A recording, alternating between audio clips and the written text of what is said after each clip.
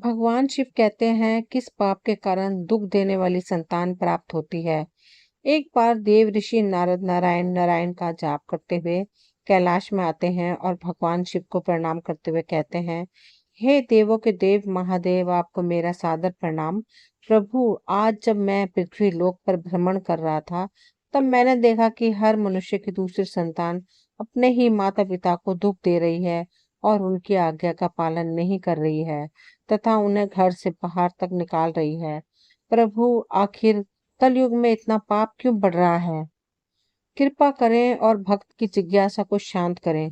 मित्रों, तब भगवान शिव मुस्कुराते हुए बोले, हे देव ऋषि नारद, अभी कलयुग चल रहा है और जिस घटना की आप बात कर रहे हैं वह भी एक गाय का ही श्राप है, जिस कारण से मनुष्य की संतान आज उन्हें दुख दे रही है। तब नारद मुनि अत्यंत उत्सुकता के साथ कहते हैं, हे भगवान, वह कौन सा श्राप है और क्यों दिया एक गाय ने मनुष्य को श्राप?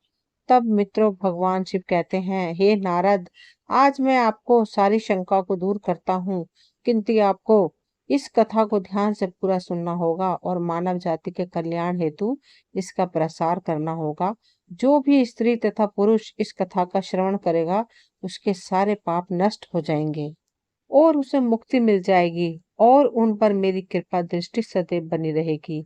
फिर मित्रों नारद मुनि कहते हैं, हे प्रभु, मैं ऐसा ही करूंगा। मेरा सौभाग्य है जो इस कथा का श्रवण करने का अवसर आज मुझे मिला है। मित्रों भगवान शिव कहते हैं, हे नारद, इस विषय में अब हम तुम्हें एक प्राचीन कथा सुनाते हैं। तुम ध्यान से सुनो। फिर भगवान कथा को शुरू करते हैं। पूर्व काल की बात है, तभी कलयुग की शुरुआत होने वाली थी और कली का असर मनुष्य जीवन पर पड़ रहा था।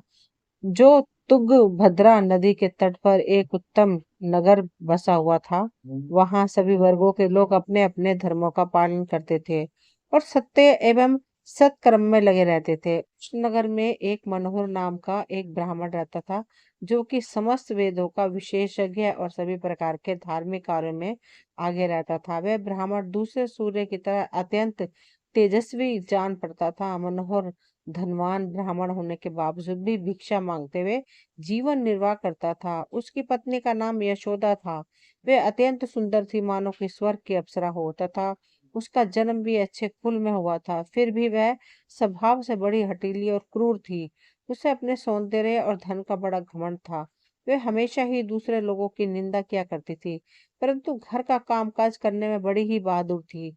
वह बहुत कंजूस भी थी। फिर भगवान शिव कहते हैं, हे नारद, उसे झगड़ा फसाद करना, चुगली करना, ये सब तो उसके व्यसन थे, अपितु वे दोनों पत्नी पत्नी बड़े प्रेम से रहते थे।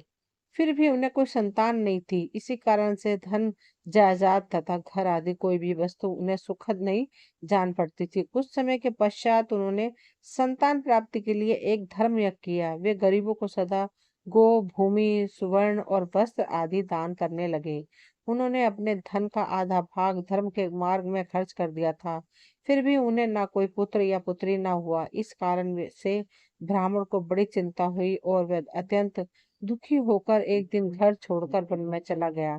वन में चलते चलते वहां दोपहर के समय उसे प्यास लगी, इसलिए वह एक नदी किनारे गया और वहां जल पीकर बैठ गया।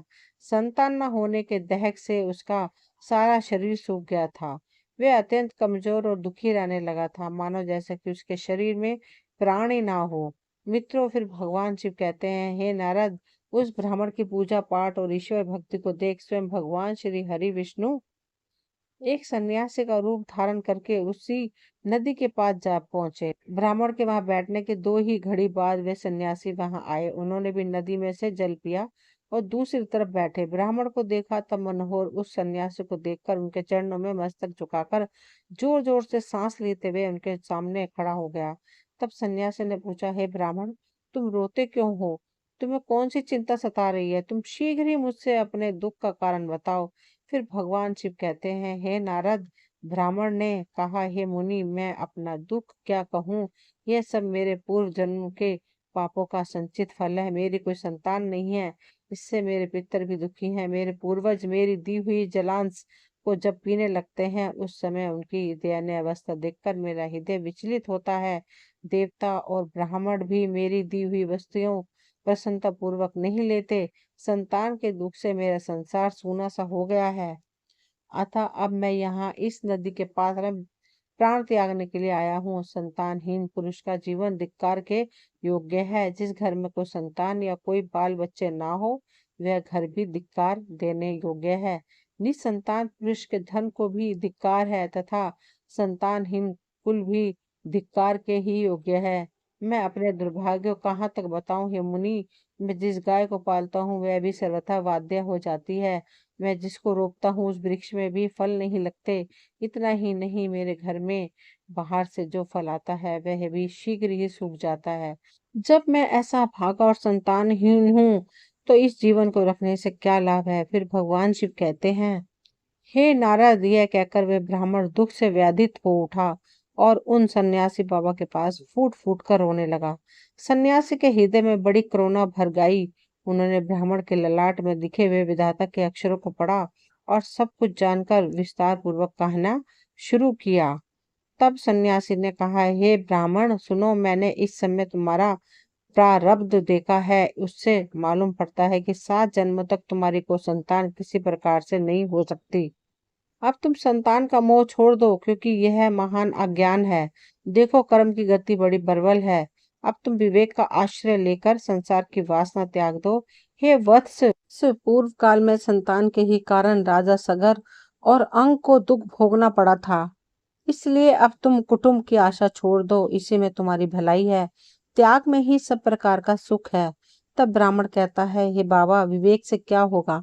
मुझे तो जैसे बने वैसे पुत्र ही दीजिए, नहीं तो मैं शोक से मूर्छित होकर आपके आगे ही प्राण त्याग दूंगा। पुत्र आदि के सुख से ही हीन यह संन्यास तो सर्वथा नीरस ही है। संसार में पुत्र पोत्रों से भरा हुआ गृह स्थाश्रम सरस है। मित्रों, भगवान शिव कहते हैं, हे नारद, ब्राह्मण का यह आग्रह देख श्री हरि रूपी सन्यासी ने कहा, देखो, विधाता के लेख को मिटाने का हठ करने से राजा चित्रकेतु को भी कष्ट भोगना पड़ा था।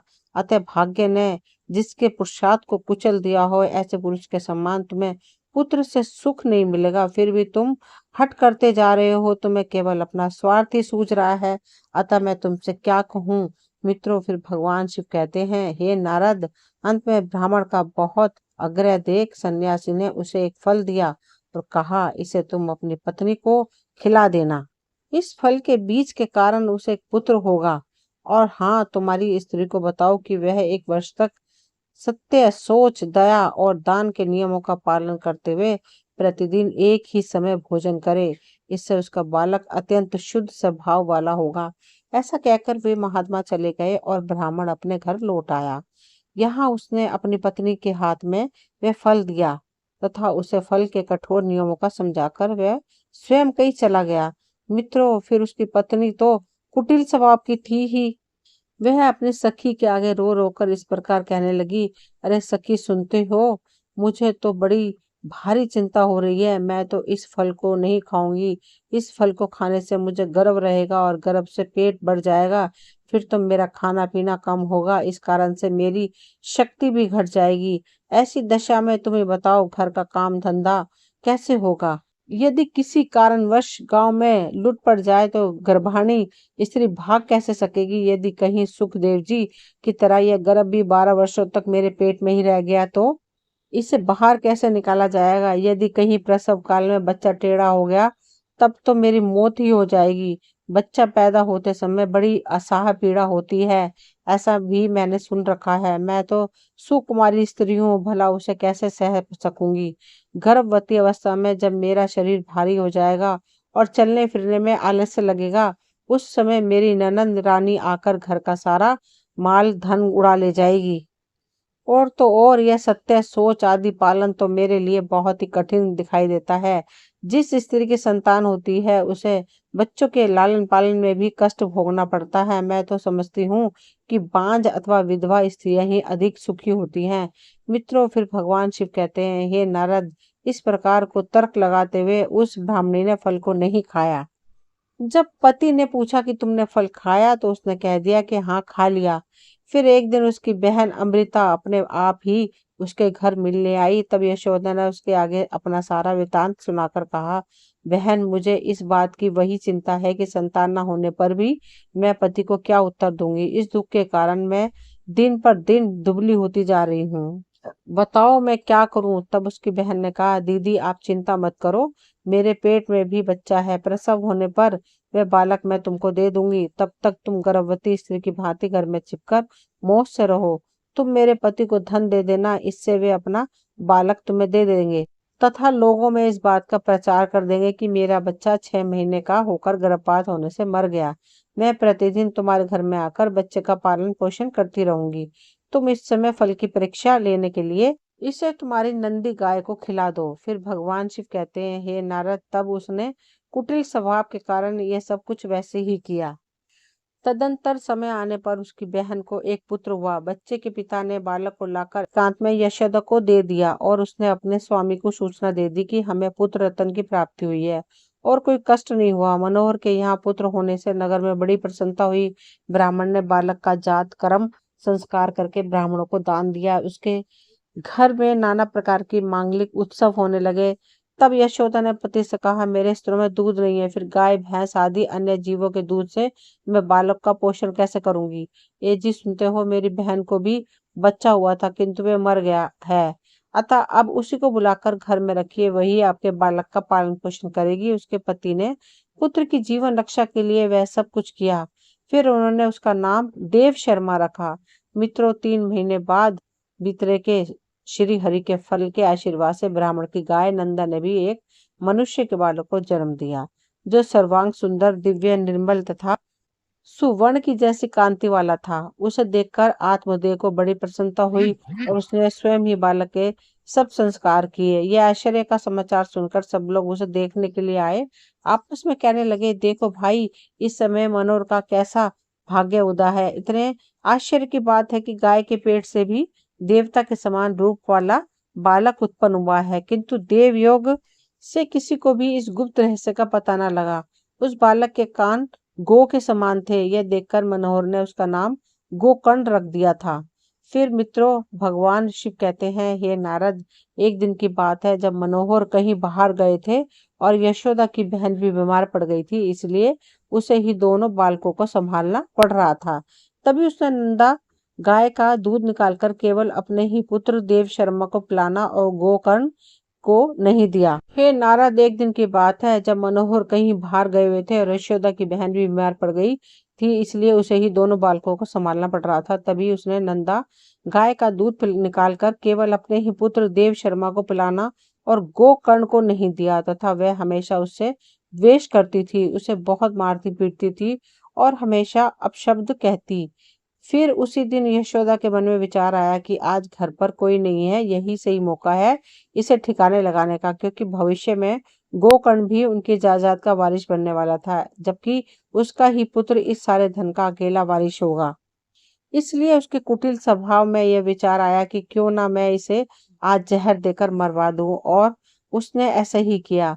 तब वे दोनों ही बालक मात्र 1 वर्ष आयु के ही थे। यशोदा ने गोकर्ण को उसी की मां नंदा के दूध में जहर मिलाकर उसे पिला दिया, किंतु वह तो स्वयं श्री हरि का आशीर्वाद था, इसलिए वे विष के कारण तड़पते हुए अपनी माँ के पास के रेंगते हुए जा पहुंचा। फिर मित्रों, भगवान शिव कहते हैं, हे नारद, नंदा अपने पुत्र की ऐसी हालत देखकर वह अत्यंत दुखी हो गई और उसने भगवान शिव का स्मरण करते हुए अपने बच्चे का विष हरने का करुण विलाप किया। तभी भगवान शिव के तेज के कारण वह बालक तुरंत ही ठीक हो गया और अपने माँ का दूध पीने लगा। फिर भगवान शिव कहते हैं, हे नारद, नंदा अत्यधिक क्रोध में आकर उसने यशोदा के अपराधों को देखते हुए उसे श्राप दिया और कहा, हे ईश्वर, अगर मैं सत्यवादी हूँ तो इस संसार को साक्षी मानते हुए समस्त जाति को यह श्राप देती हूँ कि अगर कोई भी स्त्री अपने या पराये पुत्रों में भेदभाव रखेगी या दूसरों के बच्चों को पीड़ा देगी, तो उनके भी पुत्र उन्हें जीवन भर पीड़ा देंगे और उन्हें कष्ट देंगे। जब उन्हें सहारे की अत्यधिक जरूरत हो तभी वे उनका साथ छोड़ दें। ये मेरा श्राप है। मित्रों, भगवान शिव के कहते हैं, हे नारद, कुछ काल व्यतीत होने पर वे दोनों ही बालक जवान हो गए। उनमें गोकर्ण तो पंडित और ज्ञानी हुआ, किंतु देव शर्मा महादुष्ट निकला। वह तुच्छ अन्न का सेवन करता, क्रोध में भरा रहता और बुरी बुरी वस्तुओं का संग्रह किया करता था। भोजन तो वह सबके हाथ का कर लेता था, चोरी करता, सब लोगों से द्वेष बढ़ाता, दूसरे के घरों में आग लगा देता, खेलने के बहाने छोटे बच्चों को पकड़कर कुएं में डाल देता था। जीवों की हिंसा करने का उसका स्वभाव हो गया था। वह हमेशा हथियार लिए रहता था और दीन दुखियों तथा अंधों को कष्ट पहुंचाया करता था। चंडाल के साथ उसने खूब हेल मेल बढ़ा लिया। वह प्रतिदिन हाथ में फंदा लिए कुत्तों की टोली के साथ शिकार किटों में घूमता रहता था। उसने वेश्या के कुसंग में पड़कर पिता का सारा धन बर्बाद कर दिया। एक दिन तो माता पिता को खूब पीट पीट कर वह घर के सारे बर्तन भांडे उठा ले गया। इस प्रकार धनहीन हो जाने के कारण बेचारा बाप फूट फूट कर रोने लगा और वह बोला, इस प्रकार का पुत्रवान बनने से तो पुत्रहीन रहना ही अच्छा है। कुपुत्र बड़ा ही दुखदाई होता है। अब मैं कहाँ रहूं, कहाँ जाऊं, कौन मेरा दुख दूर करेगा। हाय, मुझ पर बड़ा भारी कष्ट आ पहुंचा। अब तो मैं इस दुख से अपना प्राण ही त्याग दूंगा। तब मित्रों भगवान शिव कहते हैं, हे नारद, इसी समय सत्यवान गोकर्ण जी वहां आए और वैराग्य का महत्व दिखलाते हुए अपने पिता को समझाने लगे। पिताजी, इस संसार में कुछ भी सार नहीं है, दुख ही इसका स्वरूप है। यह जीवों को मोह में डालने वाला है। भला यहाँ कौन किसका पुत्र है और कौन किसका धन जो उनमें आसक्त होता है और उसे ही रात दिन जलना पड़ता है। इंद्र अथवा चक्रवर्ती राजाओं को भी कोई सुख नहीं है। सुख तो बस एकांतवासी वैराग्यवान मुनि को ही है। संतान के प्रति जो आपकी ममता है, यह महान अज्ञान है, इसे छोड़िए, क्योंकि मोह में फंसने से मनुष्य को नरक में ही जाना पड़ता है। औरों की तो बात ही क्या है, आपका यह प्रिय शरीर भी एक ना एक दिन नष्ट हो जाएगा, आपको छोड़कर चल देगा। इसलिए आप अभी से सब कुछ छोड़कर वन में चले जाइए। फिर मित्रों भगवान शिव कहते हैं, हे नारद, गोकर्ण की बात सुनकर उनके पिता मनोहर वन में जाने के लिए मान गए और बोले, हे पुत्र, मुझे वन में रहकर क्या करना चाहिए, ये विस्तार पूर्वक बताओ। मैं दुखी आत्मा हूँ। अब तक कर्म वश सने के बंधन में बंधकर मैं अपंग की भांति इस ग्रह रूपी अंधेरे कुएं में ही पड़ा हुआ हूँ। हे पुत्र, तुम निश्चय ही मेरा उद्धार करोगे। तब गोकर्ण ने कहा, पिताजी, हड्डी मांस और रक्त के पिंड रूप इस शरीर में अपनापन का अभिमान छोड़ दीजिए और स्त्री पुत्र आदि भी ये मेरे हैं, ये इस भाव को सदा के लिए त्याग दीजिए। इस संसार को निरंतर क्षण भंगुर देखिए और एकमात्र वैराग्य रस के रसिक होकर भगवान के भजन में लग जाइए। सदा ही भगवत भजन रूप दिव्य धर्म का ही आश्रय लीजिए। काम भाव से किए जाने वाले लौकिक धर्मों को छोड़िए, साधु पुरुषों की सेवा कीजिए, भोगों की इच्छाओं को त्याग दीजिए तथा दूसरों के गुण दोषों का विचार करना छोड़कर निरंतर भगवत सेवा एवं भगवत कथा के रस का पान कीजिए। फिर मित्रों भगवान शिव कहते हैं, हे नारद, इस प्रकार पुत्र के कहने से मनोहर 60 वर्ष की अवस्था बीत जाने पर घर छोड़कर स्थित चित्त से वन को चले गए और वहां प्रतिदिन भगवान श्री हरि की परिचर्या किया करते हुए नियम पूर्वक दशम स्कंद का पाठ करने से उन्होंने भगवान श्री कृष्णचंद्र को प्राप्त कर लिया। मित्रों भगवान शिव कहते हैं, हे देवऋषि नारद, अब मैंने आपके सारे प्रश्नों के उत्तर दिए हैं। तब नारद मुनि कहते हैं, हे प्रभु, अब मैं जानना चाहता हूँ, आगे गोकर्ण जी अपने भाई का और माता का कैसे उद्धार करते हैं। क्या वे उन दोनों को भी अपने ही पिता की तरह धर्म और सत्य कर्म के मार्ग पर ला सकेंगे, और गोकर्ण जी ने किस तरह से श्रीमद् भगवत कथा का प्रसार और प्रचार मानव कल्याण हेतु किया था। कृपा करें और आप मुझसे कहिए। तो भगवान शिव कहते हैं, हे मुनि, इस विषय में मैं आपको आगे की कहानी अगले भाग में सुनाता हूँ। दोस्तों ये वीडियो यहीं तक थी। मुझे उम्मीद है आपको पसंद आई होगी। अगर पसंद आई हो तो प्लीज़ लाइक शेयर सब्सक्राइब करें ताकि वीडियो की नोटिफिकेशन समय समय पर आपको मिलती रहे। मिलती हूँ अगली वीडियो में, तब तक के लिए थैंक यू।